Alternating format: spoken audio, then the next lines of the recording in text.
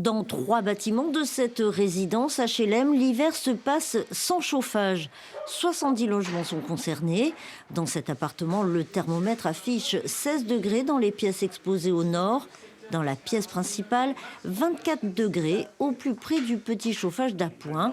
Un seul appareil pour tout l'appartement. Pour nous, encore, ça va parce qu'on n'est que 2. On n'a pas d'enfants, tout ça, mais je pense pour certains, oui, surtout ceux qui ont des petits-enfants, des nourrissons, tout ça, ouais, ça doit être compliqué. Juste que le matin, bonne heure quand on se lève pour se doucher, tout ça. Après, nous, on travaille à la maison, donc on travaille de la maison, on est webmaster. On se met dans le salon, voilà, on a l'avantage de se mettre directement dans le salon, on a nos ordi, donc on reste ici. Les radiateurs d'appoint sont fournis par le bailleur social Grand Delta Habitat. Mais la nuit, nombre de locataires choisissent de les couper par crainte, selon eux, d'un incendie.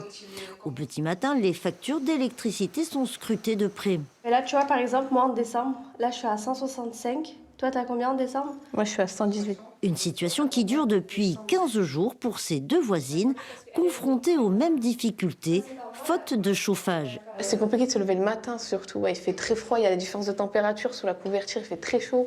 On sort, on a la couverture, c'est très dur. Non, franchement, il fait très très froid le matin. Surtout le sol, il est extrêmement froid. C'est horrible, vraiment. En plus, l'hiver, maintenant, il devient de plus en plus froid. On dépasse on passe la barre des zéros, on descend à -2. C'est très compliqué, ouais. À l'origine de la panne, une fuite sur une canalisation. Les travaux ont commencé après la période des congés de fin d'année, sans date de fin annoncée. Plusieurs corps de métier devant intervenir. Le bailleur social ne souhaite pas communiquer pour l'instant.